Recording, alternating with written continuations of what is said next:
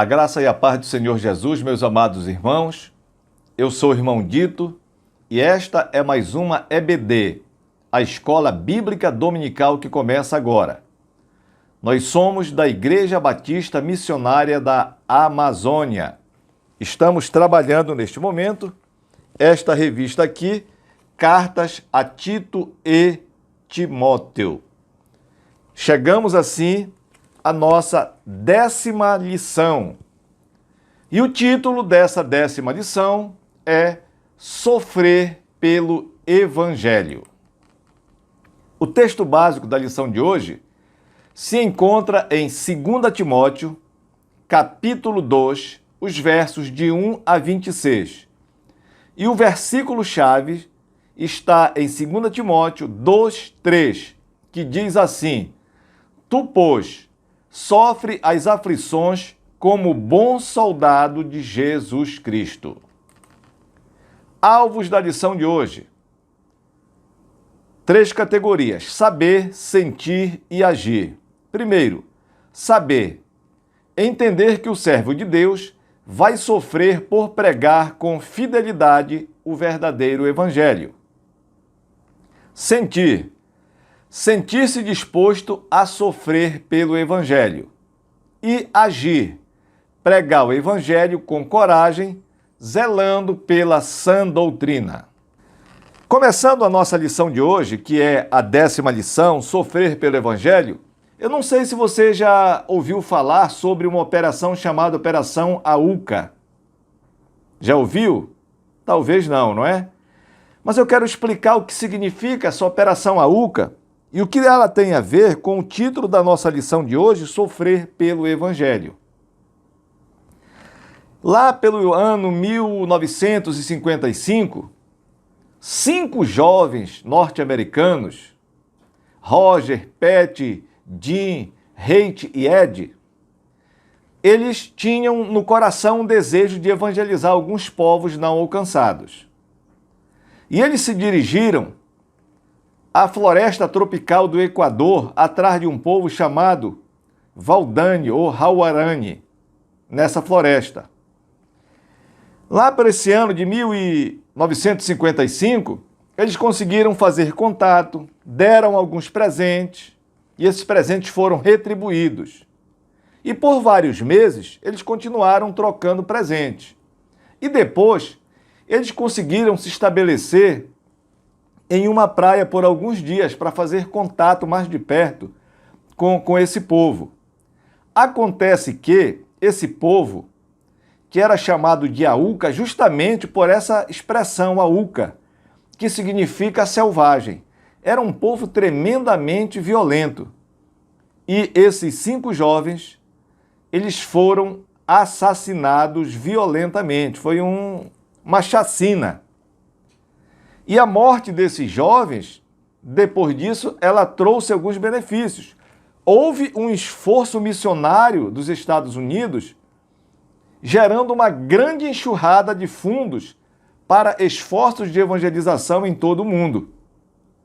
Um desses jovens, ele afirmava que não se conhece um homem pelo seu sorriso ou talentos, mas pela capacidade de suportar grandes sofrimentos. Esse era o Jim Elliot, um desses jovens que foram assassinados. Muitos anos depois, o filho de um desses jovens, a irmã de outro, a esposa de outro, conseguiu fazer contato e esse povo, enfim, foi evangelizado. Se você quiser conhecer mais um pouco dessa história, há um filme que conta essa trajetória desses 5 jovens.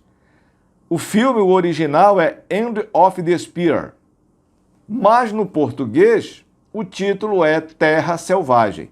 Está disponível na internet. Eu aconselho você, principalmente você que tem um desejo no coração de evangelizar esses povos não alcançados ainda, assistir esse filme, Terra Selvagem. E existe um filme em desenho também que conta sobre esse caso, a história de Jim Elliot, que era um desses 5 jovens. O assassinato deles foi divulgado em todo mundo tomou conhecimento disso. Mas eu quero chamar a atenção de você que há também um livro do qual eu gosto muito, que se você tem esse desejo no coração, que você possa ler esse livro. O nome do livro é Por Esta Cruz Te Matarei. É do Bruce Walson. É um livro maravilhoso. Então assista ao filme Terra Selvagem e leia esse livro do Bruce Walson. Você vai gostar, parece um filme mesmo. O livro do Bruce Walson, Por Esta Cruz Te Matarei. Bom, e o que tem a ver com a lição de hoje, sofrer pelo Evangelho, é o sofrimento que eles tiveram desse desejo de pregar o Evangelho a essas pessoas, que era o mesmo desejo que havia no coração do apóstolo Paulo. Inclusive, ele estava preso pela segunda vez em Roma, mas tinha esperança de que em breve ele fosse liberto. Inclusive, você vai ler depois com calma, aqui em 2 Timóteo 4, de 6 a 8, que ele diz isso daí. Eu vou ler aqui. Quanto a mim, já estou sendo derramado como libação e o tempo da minha partida está próximo. Combati o combate e acabei a carreira e guardei a fé. Desde agora a coroa da justiça me está guardada, a qual o Senhor, justo juiz, me dará naquele dia, e não somente a mim, mas também a todos os que amarem a sua vida. Então veja que o apóstolo Paulo estava preso nessa situação, numa cela fria, algemado, aguardando a hora do martírio, como nós acabamos de mostrar aqui. Mas ele esperava poder se alegrar encontrando Timóteo, que ele mesmo dizia que era o seu filho na fé. Por exemplo, ele diz aqui no verso 4 do capítulo 1, e recordando-me das tuas lágrimas, desejo muito ver-te, para me encher de gozo, para me encher de alegria, era que o apóstolo Paulo dizia. E ele estava encorajando aqui Timóteo, que era um jovem pastor, para que ele pudesse permanecer firme em seus deveres e apegado à sã doutrina, participando também não só da sã doutrina, mas dos sofrimentos por causa do Evangelho, assim como o apóstolo Paulo, como outros antes dele, e como esses jovens que tentaram evangelizar aquele povo não alcançado que eu contei para vocês do filme ainda há pouco. Então, é assim que o apóstolo Paulo está escrevendo isso. E o clima que era vivido naquela época era um clima de extrema perseguição aos cristãos. Quem era que fazia isso? Era Nero, o imperador de Roma. E também surgia naquela época várias heresias que dominavam toda a Ásia naquele tempo. E também ele, como eu já li aqui, da iminência do seu martírio. E o apóstolo Paulo estava preocupado com isso. E preocupado com o verdadeiro filho na fé dele, que era Timóteo. Nós já vimos isso numa outra aula.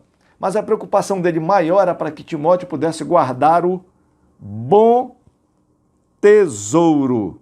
Como ele diz aqui no capítulo 1, verso 14. Guarda o bom depósito com auxílio do Espírito Santo que habita em nós. Ele está falando aqui a sã doutrina, ele está falando a palavra de Deus.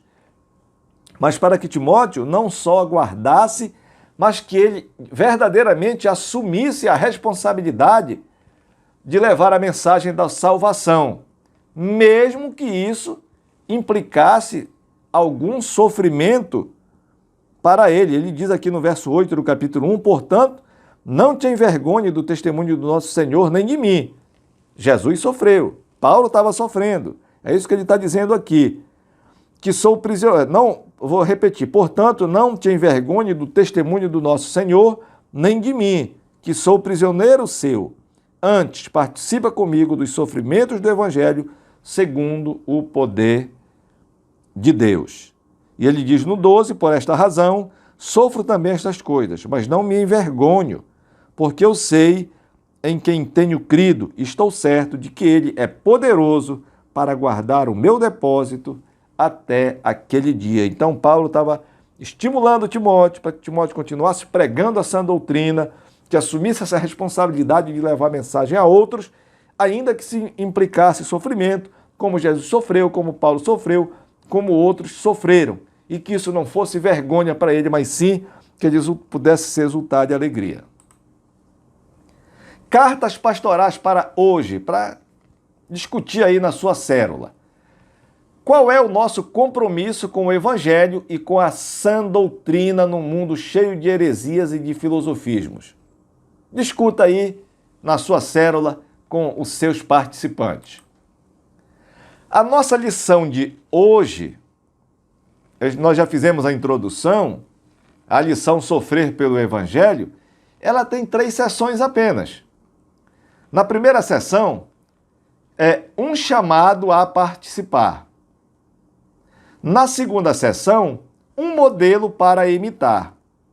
E na terceira sessão, a parte 3 da lição, um chamado a realizar. Então, veja, você é chamado a participar.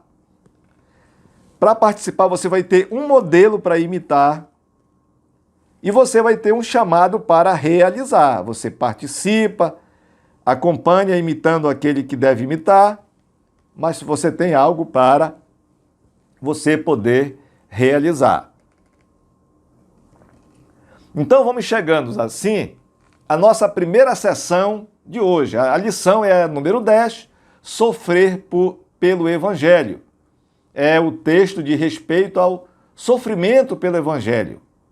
Então, vamos perceber aqui como é que Timóteo havia recebido isso. Então, sessão 1, um chamado a participar, 2 Timóteo 2, de 1 a 6. Daqui a pouco a gente vai lendo com calma para poder dar tempo que a gente possa verificar isso. 2 Timóteo 2, de 1 a 6. Só vou ler essa primeira parte e nas outras a gente vai lendo por parte. Tu, pois, meu filho, fortifica-te na graça que há em Cristo Jesus. E o que de mim ouviste diante de muitas testemunhas, transmite-o a homens fiéis, que sejam idôneos, para também ensinarem outros. Sofre comigo como um bom soldado de Cristo Jesus. Nenhum soldado em serviço se embaraça com negócios desta vida, a fim de agradar aquele que o alistou para a guerra. E também, se um atleta lutar nos jogos públicos, não será coroado se não lutar legitimamente. 6. O lavrador que trabalha deve ser o primeiro a gozar dos frutos. Então, Paulo, além de convidá-lo para participar desses sofrimentos, ele está alertando Timóteo que o servo de Deus, ele precisa compreender que todo ganho, mesmo comparando aqui com o soldado, com o atleta, com o lavrador, ele vem acompanhado de alguma luta, de algum sofrimento, mas no final há um ganho. E nessa sessão 1, chamado a participar, ele faz essas comparações. Então nós vamos agora para o primeiro ponto da sessão 1. O primeiro ponto é um soldado, a comparação que ele faz. Aqui no verso 3 e 4 ele diz assim: sofre comigo como um bom soldado de Cristo. Paulo gostava de usar essas metáforas, essas linguagens para exemplificar a batalha dentro do Evangelho. E no 4 ele diz: nenhum soldado em serviço se embaraça com o negócio dessa vida, a fim de agradar aquele que o alistou para a guerra. Ou seja, o que ele quer dizer aqui para Timóteo é que Timóteo, e nós também, isso é para nós também, para a igreja, que Timóteo deveria demonstrar total lealdade àquele que o alistou. Quem foi que o alistou? É Cristo quem nos chama. Então ele deveria tomar cuidado de se embolar com as coisas deste mundo, com as comodidades, mas ele deveria estar disposto a sofrer a perseguição por viver a completa consagração à missão do seu comandante. O comandante é Cristo. Então essa lealdade, por isso que ele compara com o soldado, que o soldado é leal, vai para a guerra, vai para a batalha, vai lutar pelo seu país, vai lutar pela sua causa. E assim deve ser aquele que se alista para o Evangelho também. Ponto 2 da seção 1. Seção 1, um chamado a participar. Ponto 2, ele faz a comparação da metáfora um atleta. Está aqui no verso 5. E também, se um atleta lutar nos Jogos Públicos, não será coroado se não lutar legitimamente. Ou seja, o que o apóstolo Paulo está fazendo aqui está se referindo a um atleta que luta segundo as regras do jogo. Não é trapaceando, não é usando, como a gente tem visto por aí, antidoping, doping, se dopando, que aí ele é pego no exame de antidoping e é eliminado, perde a medalha, perde a coroa, perde a taça. Então todo atleta, ele estabelece metas e mantém uma forte disciplina em relação aos treinos para poder chegar na hora de disputar o prêmio, para poder ganhar o prêmio. No ministério da palavra de Deus, do Evangelho, é o Senhor quem estabelece as regras e também é quem recompensa seus ministros. Você pode ler depois com calma, 2 Coríntios, capítulo 5, verso 10, para ver a respeito disso aí. Veja também a comparação que o apóstolo Paulo faz do chamado como se fosse um lavrador. A recompensa do lavrador está no fruto do seu trabalho árduo. Timóteo deveria ponderar no que o apóstolo Paulo estava dizendo, porque se ele assim fizesse, o Senhor lhe daria compreensão em todas as coisas. Nós vamos fazer uma pequena pausa agora e já retornaremos com a segunda sessão da nossa lição de hoje, que é a lição 10, Sofrer pelo Evangelho.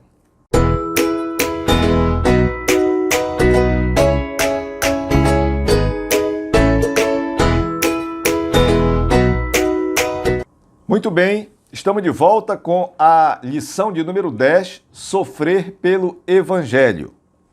Nós já vimos o ponto 1, um chamado a participar. E agora, nós chegamos ao ponto 2 da nossa lição, um modelo para imitar. O apóstolo Paulo aqui, ele começa a exemplificar o que ele havia acabado de falar antes, na primeira sessão que nós vimos aqui, ressaltando o exemplo de Cristo e o seu próprio exemplo, como nós já lemos hoje aqui, de que todo ganho, ele só vem depois do sacrifício. Olha só, por exemplo, Jesus diz que Jesus primeiro sofreu, que ele mesmo sendo Deus, não usurpou a ser igual a Deus, antes se humilhou, tomando a forma de servo e sendo obediente até a morte de cruz. Mas a segunda parte diz que depois Deus o exaltou sobremaneira e lhe deu o nome que está acima de todo nome. Acontece, porém, que a maioria das pessoas, principalmente no mundo, querem receber primeiro o prêmio, mas não querem passar pelo sacrifício. Às vezes você vê um atleta bem-sucedido e gostaria de estar no lugar do atleta que recebeu o prêmio, mas vê o sacrifício todo que o atleta passou para conseguir aquele prêmio. Na nossa vida espiritual também é assim. Há uma batalha muito grande. Nós mesmos, a carne e o espírito, mas nós contra o mundo também. Então há esse sacrifício. Paulo passou por isso. Jesus passou por isso aqui, mas venceram. E certamente receberam a glória. O que a gente deve atentar, por exemplo, soldado, ele pode ser condecorado. O atleta pode levar o prêmio, a medalha, o troféu. O agricultor pode comer os primeiros frutos da sua plantação. Só que antes eles precisam ser completamente dedicados à sua ação, tanto o soldado treinando, se exercitando, o atleta treinando, se exercitando, o agricultor preparando o solo, plantando, regando, para poder colher os frutos. É assim com todos nós. E qual é o modelo que nós vamos imitar? É o que nós vamos ver agora. Nós chegamos, então, ao ponto 1 da seção 2, o modelo para imitar. Quem é o principal? Cristo. Então, Cristo é o nosso modelo principal a ser imitado. Então, olhando para Jesus, nós vemos que em troca da alegria como está em Hebreus 12, 2, eu vou até ler aqui. Hebreus 12, 2 diz assim, ó. Fitando os olhos em Jesus, autor e consumador da nossa fé, o qual, pelo gozo que lhe estava proposto, havia uma promessa a Jesus, suportou a cruz, desprezando a ignomia, e está assentado à direita do trono de Deus. Olha só. Então, é seguindo esse exemplo aqui de Jesus, que por causa daquilo que lhe estava proposto, assim como está a nós a vida eterna, Jesus suportou a cruz. E assim nós devemos suportar as afrontas desse mundo. Jesus foi glorificado, mas primeiro teve o quê? Teve a cruz e depois vem a alegria. A humilhação ela vem antes da glorificação. Jesus morreu, mas teve a glória de ressuscitar. Ele foi humilhado, mas Deus o fez assentar acima de todo principado, toda potestade e poder e domínio, e todo nome que se possa mencionar. Onde é que está isso? Consulta em casa aí. Efésios capítulo 1, verso 21. Então, o primeiro modelo a imitar é Cristo, é Jesus, o nosso Senhor. Segundo ponto da seção 2, o modelo para imitar. É mais um exemplo. Há vários na Bíblia. Mas nós citamos aqui Paulo. É o ponto 2 da seção 2 do modelo para imitar. Veja que Paulo, a gente já viu que ele estava sofrendo as prisões, as algemas. Mas, entretanto, ele suportava isso por quê? Porque ele sabia que o seu ministério iria levar salvação aos eleitos de Deus. Então, Paulo era um homem de convicções. Ele tinha convicção de que viveria e reinaria com Cristo. E que ele sabia também que negar a Cristo significaria ser negado por ele, é o que a Bíblia diz. Se você negar Cristo, Cristo vai lhe negar também. Então, essa sabedoria, esse conhecimento o estimulava a permanecer firme. Olha, o doutor Carlos Oswaldo, ele disse certa vez que, abre aspas, a certeza da fidelidade de Cristo no seu trato com seus servos, ela traz o encorajamento para perseverar na provação. Então é isso, era o que o apóstolo Paulo tinha essa convicção, ele tinha essa certeza, isso lhe encorajava a continuar lutando, a perseverar. Olha só o que diz aqui o verso 11 a 13, os versos 11 a 13 do capítulo 2, aqui de 2 Timóteo. Fiel é esta palavra. Se, pois, já morremos com ele, também com ele viveremos. Se perseveramos com ele, também reinaremos. Mas olha só, se o negarmos, também ele nos negará. 13. Se somos infiéis, ele permanece fiel, porque não pode negar-se a si mesmo. Também um outro escritor, um livro Foco e Desenvolvimento no Novo Testamento, é o Pinto, é o livro da editora Agnus, ele tem um texto que afirma o seguinte: se alguém morrer com Cristo, também viverá com Cristo, é o que nós lemos aqui no verso 11. Se alguém perseverar até o fim, reinará com Cristo. É o que diz aqui o verso 12 de 2 Timóteo 2. Se alguém negar a Cristo, será negado por ele. É o que diz o final do verso 12 do capítulo 2. Se alguém for infiel a Cristo, isso não vai invalidar de maneira alguma a fidelidade devido ao caráter de Deus, devido ao caráter de Cristo. Isso aí não vai mudar. Você pode ser infiel, mas ele permanece inabalável. Portanto, continua fiel devido à sua essência, devido ao seu caráter.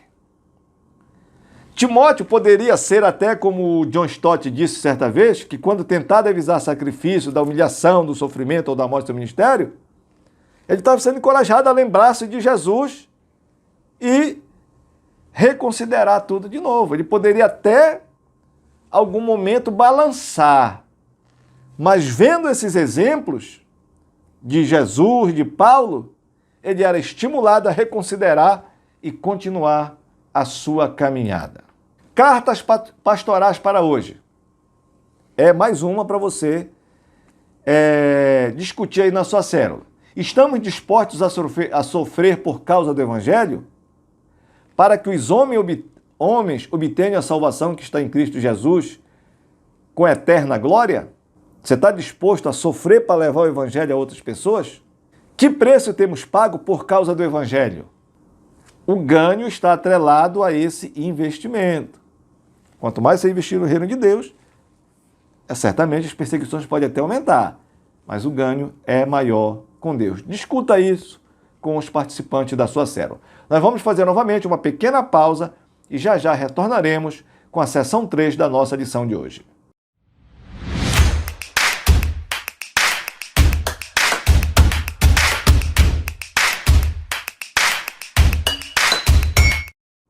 Muito bem, estamos de volta com a nossa lição 10, Sofrer pelo Evangelho da nossa EBD.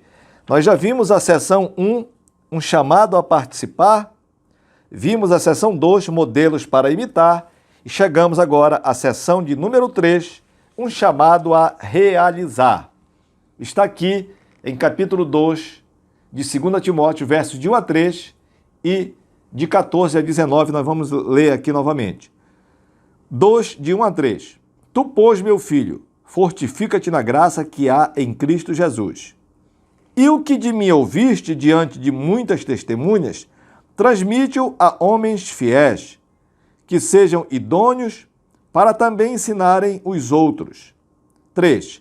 Sofre comigo como bom soldado de Cristo Jesus. 14 a 19. 14.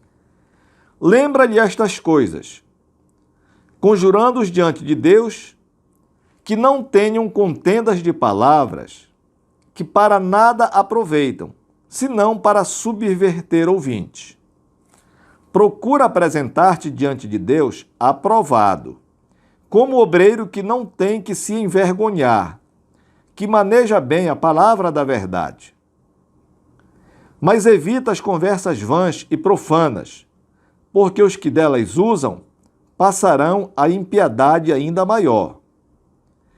E as suas palavras alastrarão como gangrena, entre os quais estão Himeneu e Fileto, que se desviaram da verdade, dizendo que a ressurreição é já passada, e assim pervertem a fé a alguns. 19. Todavia, o firme fundamento de Deus permanece tendo este selo. Qual é o selo? O Senhor conhece os seus. E aparte-se da injustiça todo aquele que profere o nome do Senhor. Então, nós estamos vendo aqui que o apóstolo Paulo ele prossegue dizendo sobre a importância de propagar a mensagem que a ele foi transmitida por Jesus e que ele transmitiu para Timóteo. Por isso que ele diz aqui no verso 2. E o que de mim ouviste diante de muitas testemunhas, transmite aos outros homens. Então, Paulo diz em outras passagens que ele recebeu isso de Jesus. E que ele transmitiu a Timóteo. E que Timóteo deveria transmitir a outros. Mas a outros quem? Segundo aqui, a palavra, a homens capazes de transmiti-las. Então, devia transmitir a homens que sejam idôneos para também ensinarem outros. E assim, continuar o Evangelho. E foi assim, graças a Deus, que o Evangelho chegou até nós. Mas ele ressalta que o ministério da palavra deveria ser a prioridade para o Timóteo. Por quê? Porque a palavra ela é a semente que vai gerar a fé no coração daquele que não crê. A fé, ela vem pelo ouvir, e ouvir a palavra de Deus. Então, por isso que o ministério da palavra deveria ser a prioridade máxima para Timóteo. E que também, dentro dessa missão, ninguém deveria demover Timóteo disso. Ele deveria permanecer firme. Então, a relação a isso, nós podemos perceber algumas coisas. Primeira, que é a seção 1, o ponto 1 da seção 3, um chamado para realizar. O que é que nós podemos perceber nisso? Ponto 1, a sua força. A força de quem? A força é a graça que está em Cristo Jesus. É essa graça que vai nos dar força. Essa graça, ela não apenas vai nos salvar, ou ela nos salva, como está em Efésios 2:8, pela graça, sois salvo mediante a fé. Não é a fé que salva, ela pode ser um instrumento para isso. Mas é a graça de Deus que nos salva. Confira Efésios 2:8. Mas ela não só nos salva, mas a fé também nos educa. A fé nos instrui. Você pode consultar depois Tito, capítulo 2, 11 e 12. Vamos tentar ler aqui. Tito 2, 11 e 12. Porque a graça, 11, porque a graça de Deus se manifestou trazendo salvação a todos os homens. 12, ensinando-nos para que, renunciando à impiedade e às paixões mundanas, vivamos no presente mundo sóbria e justa e piamente. Então a fé, além dela nos salvar, ela nos educa, como estamos vendo aqui em Tito 2, 11 e 12. E também a fé, a graça, dizendo melhor, a graça, ela nos capacita. Vamos ver aqui o que está aqui em 1 Coríntios, no capítulo 15, no verso 10. Diz assim: mas pela graça de Deus, sou o que sou, era Paulo falando. E a sua graça para comigo não foi vã. Antes trabalhei muito mais do que todos eles. Todavia, não eu, mas a graça de Deus que está comigo. Então, era o que capacitava Paulo a continuar firme na fé no seu trabalho do Evangelho. Então, a graça, ela nos salva, ela nos educa e ela nos capacita. O segundo ponto da seção 3, um chamado para realizar, a respeito do conteúdo, o 2. Qual é o conteúdo dessa mensagem, desse chamado para realizar? Então, o conteúdo é o ensino apostólico. Está aqui o verso 2, diz assim: e o que de mim ouviste, diante de muita testemunha, transmite a homens fiéis, que sejam idôneos também para transmitir a outros. Não é qualquer coisa que ele ouviu por aí, é aquilo que ele ouviu da palavra que ele tem que transmitir. E assim deve ser qualquer ministro de Deus. O ministro verdadeiramente de Deus, ele não tem autoridade para criar mensagem do jeito que ele quer. Eu não estou falando de trabalhar, de organizar a palavra, não é isso que eu estou falando. Mas criar de si mesmo. Mas ele deve transmitir aquilo que ele recebeu dos apóstolos de Cristo. Onde é que está isso? Aqui, ó. Aqui que está na palavra. E há advertências aqui na palavra, claramente. Eu não posso acrescentar nada do que está aqui e eu não posso tirar nada do que está aqui. É nesse sentido que a gente diz que o ministro de Deus verdadeiro, que ele não tem essa autoridade para criar mensagem nova. É isso aqui, ó. A palavra diz que mesmo um anjo venha lhe pregar o outro evangelho, que seja anátema, que seja amaldiçoado. Porque Paulo diz, certamente, não existe outro evangelho, mas há alguns que querem perturbar o evangelho. Então, o conteúdo é a palavra tal qual é. E firmada nisso, é que nós temos que pensar que a igreja só é igreja se ela estiver alicerçada sobre o fundamento dos apóstolos. Só se ela estiver alicerçada nesse fundamento é que ela vai conseguir permanecer. Vamos ler aqui Efésios 2:20. Diz assim: edificados sobre o fundamento dos apóstolos e dos profetas, sendo o próprio Cristo Jesus a principal pedra da esquina, a principal pedra angular, a principal pedra de sustentos. Por aí você já vê que quando diz assim, porque Pedro é a pedra. Jesus foi preso, ele negou logo Jesus. Que pedra é essa que se quebra fácil? Não é? E não faltam versículos que diz aqui, Jesus é a principal pedra da esquina. Quando Jesus disse sobre esta, tu és Pedro, tu és uma pedra qualquer. E sobre esta rocha, quando ele disse sobre esta rocha, ele estava se referindo a ele mesmo, que foi a declaração que Pedro, tu és o Cristo, o Filho do Deus vivo. Então é sobre essa que tu falaste aí, que eu fundarei a minha igreja. Mas está aqui, o 20 de Efésios, capítulo 2, verso 20, diz, Cristo Jesus é a pedra principal. Então o conteúdo está aqui. Edificado sobre o fundamento dos apóstolos e dos profetas, sendo o próprio Cristo a principal pedra da esquina. Estou trazendo isso só para que a gente possa compreender e entender melhor. Ponto 3 da seção 3. Um chamado a realizar. O ponto 3, seu alvo. Nós já vimos a sua força, que é a graça, o conteúdo, que é o ensino apostólico, e o alvo. Qual é o alvo que deve ter o obreiro nesse chamado a realizar? Homens moralmente sadios e intelectualmente capazes. Homens moralmente sadios e intelectualmente capazes.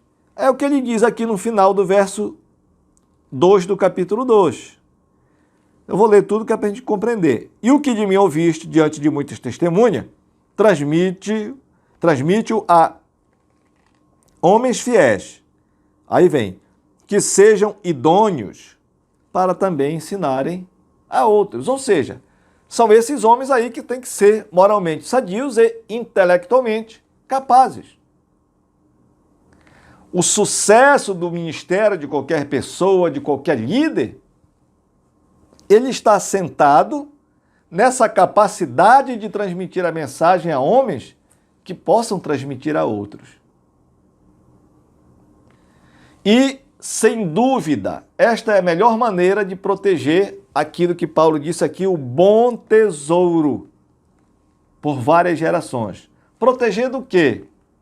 Das falsas doutrinas e dos falsos cristãos. Como ele diz aqui, ele deu até exemplo do Himeneu e do Fileto, que se desviaram da verdade, dizendo que a ressurreição já é passada, e assim perverteram a fé. E muitos têm por aí pervertendo a fé, distorcendo a palavra do Evangelho, ou torcendo o Evangelho para se o Evangelho se acomodar à sua vida, para satisfazer os seus prazeres. Mas é ao contrário, é a nossa vida que tem que se moldar pelo Evangelho. Então, por isso que tem que ser a palavra, transmitida a homens fiéis, sinceros, moralmente sadios, intelectualmente capazes, para transmitir a outras pessoas. Mas fulano não é. Mas a palavra, aqui que é o bom, que a própria palavra o transforma, como tem transformado vidas e mais vidas a cada dia que nós temos visto. Ponto 4 da seção 3, um chamado a realizar. Nós vimos a sua força,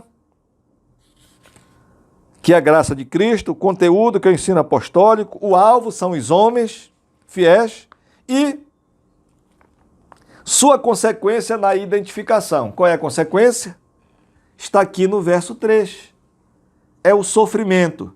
Sofre comigo como um bom soldado de Cristo Jesus. Esse ministério de transmitir o ensino apostólico a homens sadios, intelectualmente capazes, ele não vai contar com a capacitação somente sua, mas é uma capacitação especial que vem do alto, é a capacitação de Deus.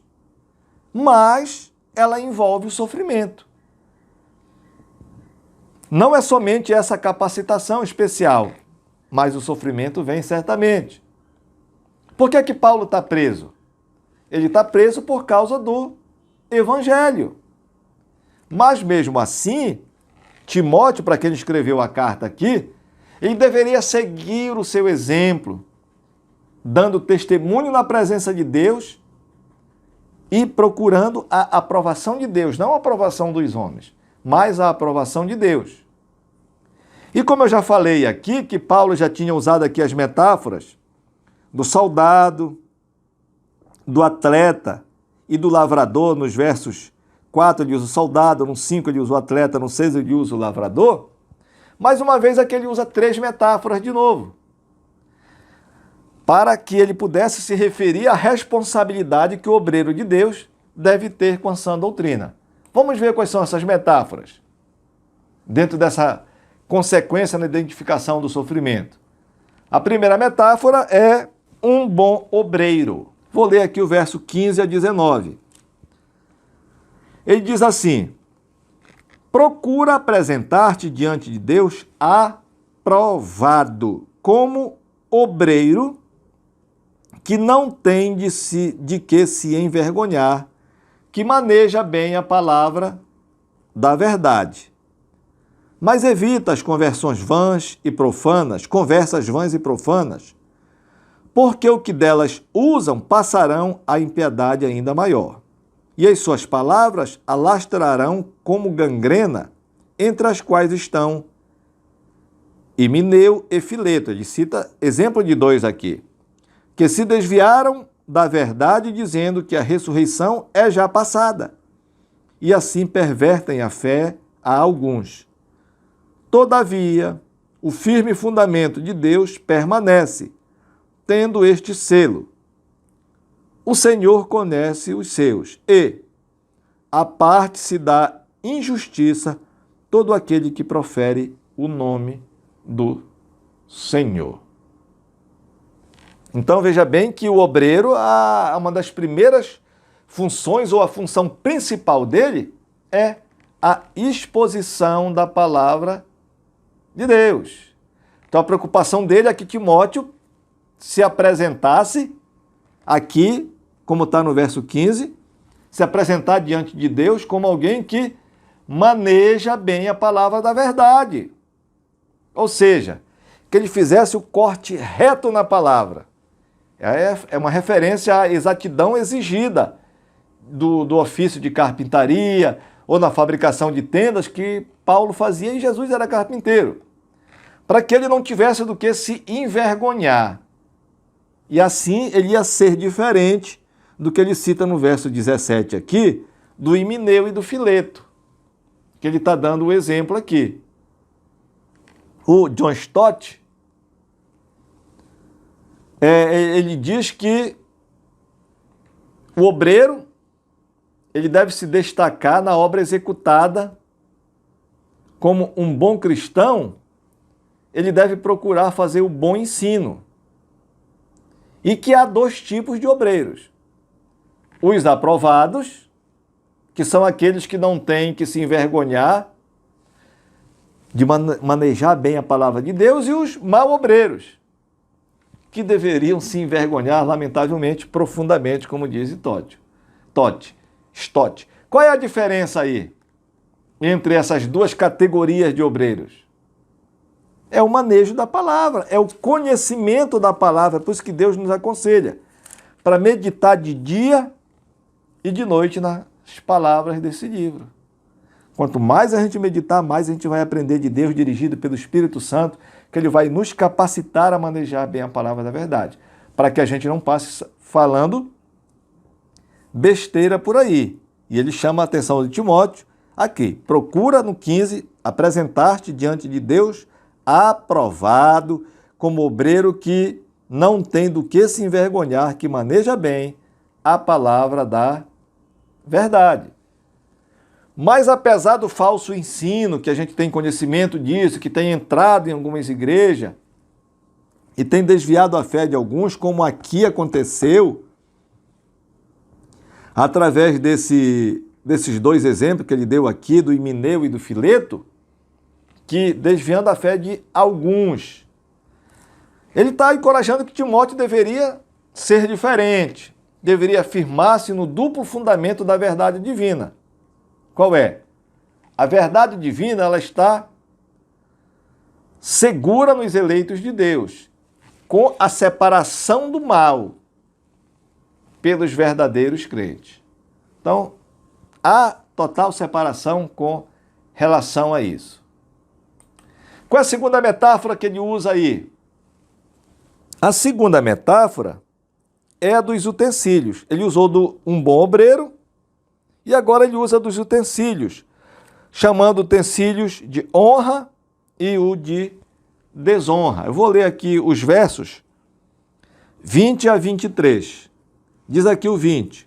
Ora, numa grande casa, não somente há vasos de ouro e de prata, mas também de madeira e de barro. Essa é naquela época bíblica. Mas nas nossas casas hoje há também utensílios que são mais valiosos que outros. E uns, na verdade, para uso honroso, e outros, porém, para uso desonroso. 21. Se, pois, alguém se purificar dessas coisas, será vaso para honra, santificado e útil ao Senhor, preparado para toda boa obra. 22. Foge também das paixões da mocidade e segue a justiça, a fé, o amor, a paz, com os que de coração puro invocam o Senhor. 3. 23. E rejeita as questões tolas,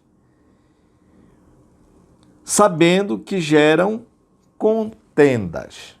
Então, para não discutir bobagem a respeito da palavra de Deus, que vai gerar mais contenda. Então, aqui, o apóstolo Paulo está usando essa metáfora dos utensílios. Na casa, ele está dizendo que tem alguns utensílios que são para honra, para usar em ocasiões especiais, e outros que são do dia a dia, usa de qualquer jeito, sem tanto cuidado. Então, essa comparação que ele está fazendo, que os utensílios de ouro e de prata, provavelmente, na época deles, eram usados em ocasiões especiais, dentro dos palácios, que era diferenciado do uso daqueles utensílios de madeira, de barro, como ele cita aqui na palavra, que era de uso comum, principalmente dos empregados. Também Paulo ainda estava se referindo aos mestres que são aprovados e os que são aprovados, ou seja, que manejam bem a palavra da verdade e os que não manejam. E assim ele lançou mão dessa outra metáfora, usando aqui vasos nobres para ministros autênticos, como no caso do Timóteo, e vasos indignos para aqueles falsos, como ele citou aqui no verso 17, o Himeneu e o Fileto. Mas atenção, que a gente tem que ter cuidado, a purificação pessoal, ela é fundamental para o ministro de Deus, para que ele possa se tornar o verdadeiro utensílio para honra, santificado e útil ao seu possuidor. Quem é? Deus, é Jesus. Por isso, estando preparado para toda boa obra. Certamente, não tem nada no mundo mais honroso. Às vezes a gente recebe algumas honras neste mundo, algum é condecorado, como a gente viu, não tem nada de errado nisso. Mas certamente não há honra maior, não há nada mais honroso do que ser usado pelo Senhor Jesus quando este nos chama, quando este nos solicita. Então, tem que haver essa purificação doutrinária. para nos purificar desses erros. E a purificação também moral. É por isso que ele diz aqui no verso 22 para Timóteo, ele era um jovem. Foge também das paixões da mocidade, segue a justiça, a fé, o amor, a paz, com os que de coração puro invocam ao Senhor. Porque há aqueles que fingidamente invocam o Senhor. Foge desse. Então, tem que fugir, isso estando atrelado a uma busca pelas virtudes cristãs essenciais. Que é isso que está falando aqui no final, com aqueles que verdadeiramente, sinceramente, buscam ao Senhor, para que assim a gente possa nos tornar em utensílios de honra, vasos de honra para o Senhor. E ainda tem aqui uma outra metáfora que Paulo usa. Ele usou a do obreiro, a do utensílio de honra e desonra, e a metáfora, o servo do Senhor. De 24 a 26, ele diz assim, no capítulo 2 de 2 Timóteo: E ao servo do Senhor não convém contender, mas sim ser brando para com todos, apto para ensinar, paciente. Apto para ensinar, paciente, corrigindo com mansidão os que resistem na esperança de que Deus lhe conceda o arrependimento, para conhecerem plenamente a verdade. 26. E que se desprendam dos laços do diabo, porque haviam sido presos, para cumprirem a vontade de Deus. Está falando aqui no final para aqueles que ouviram a palavra, para acontecer isso na vida deles. Então, aqui ele está chamando a atenção para alguns pontos que são fundamentais do servo do Senhor, que não pode viver em contendas a respeito da palavra, principalmente, mas deve revelar características fundamentais cristãs e que são ministerialmente necessárias para se cumprir isso daqui. Então, nesses versículos do 24 até o 26 que nós lemos aqui, tem que ser brando com todos, manso. É a primeira coisa. Mansidão. Vê que Moisés era um homem muito manso, né? Apto para instruir, ou seja, que seja capaz de ensinar alguém, para instruir como para corrigir. É errado corrigir alguém? Não. Tem que esperar o momento certo, a hora certa, mas principalmente saber como diz o verso 25, corrigindo com mansidão aqueles que resistem. Alertando, mostrando a verdade da palavra, mas com carinho, com amor, com mansidão. Ou seja, sendo paciente. Paciente aqui que ele usa é no sentido de ser tolerante com erros doutrinários e morais das pessoas. Amar as pessoas. Certamente Deus não tolera o pecado, mas Deus ama o pecador. E como nós vimos que temos aqui nessa lição de hoje, na nossa seção 2, modelos a imitar, e um deles é Cristo. Veja que Cristo é paciente. Então nós temos que ser pacientes para que a gente possa corrigir esses erros doutrinários e morais das pessoas, mas não a partir de nós, que nós somos falhos também, mas a partir da palavra de Deus mostrando. Por isso que ele diz que tem que, o verso anterior, apto para ensinar, paciente, corrigindo com mansidão os que resistem. Então é tolerando esses erros. Ah, mas eles estão errando, porque não conhecem a verdade. A fé vem pelo ouvir a palavra de Deus. Pregue. Pregue no momento certo, com mansidão e com paciência. E ser apto para disciplinar. Também com mansidão, como nós acabamos de ver aqui. Aqueles que se opõem a isso. A atitude diante da disciplina deve ser de quê? De humildade. Deve ser de brandura e consideração. É uma coisa que a gente tem que pensar para aqueles que não conhecem Jesus, que nós, quando nascemos, não nascemos cristãos. Que muitos de nós, por exemplo, o meu caso, eu vim conhecer a Jesus verdadeiramente já a partir dos meus 30 anos. Então a gente tem que ter a humildade de reconhecer isso, porque quando a gente for ministrar para as pessoas também, para que a gente possa ser um canal da bênção de Deus na vida dessas pessoas. Então nós podemos ser aptos a disciplinar dessa forma, com mansidão, com humildade, com brandura, com consideração, aquele mostrando as coisas da verdade, assim como alguém um dia mostrou para mim, para que eu pudesse crer, para que eu pudesse ver o erro em que eu estava. Cartas pastorais para hoje. Temos nos comprometido com o processo de transmissão da sã doutrina? Há esse compromisso de transmitir essa sã doutrina? Quem eu tenho discipulado? Será que estamos sendo aprovados por Deus na forma como manejamos a palavra da verdade? Quando ministramos, buscamos a aprovação de Deus ou dos homens? Então é assim, estamos chegando ao fim da nossa lição de hoje, sofrer pelo Evangelho. Então essa carta, como nós sabemos, ela foi dirigida a Timóteo, que ele recebeu aqui um chamado que era para participar. Foi a seção 1 da nossa lição. Que ele tinha um modelo a imitar, que foi a seção 2 da lição. Mas que ele tinha uma missão a realizar, que foi o ponto 3 da nossa lição. Então é assim que, como cristãos, nós devemos nos unir a todos os nossos irmãos que sofrem por cumprir com fidelidade a missão que nos foi delegada por Jesus. Na certeza de que, assim como Paulo falou, na certeza da recompensa que está reservada para aqueles que creem em Jesus. Amém? Então é isso aí a nossa lição de hoje.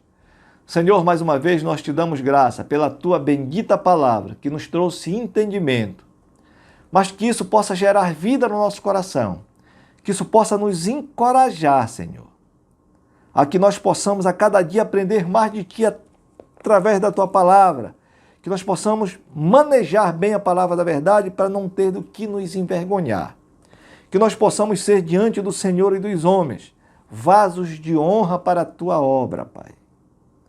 Faz isso em nossas vidas, que o nosso coração esteja disposto a isso, mas que, fundamentalmente, sabendo que fazendo isso, poderão vir aflições, tormentas, sofrimentos, mas a certeza da garantia da tua salvação, do prêmio maior da vida eterna em Cristo Jesus que nos está reservada, possa nos encorajar a continuar pregando, levando a tua mensagem àqueles que ainda não te conhecem.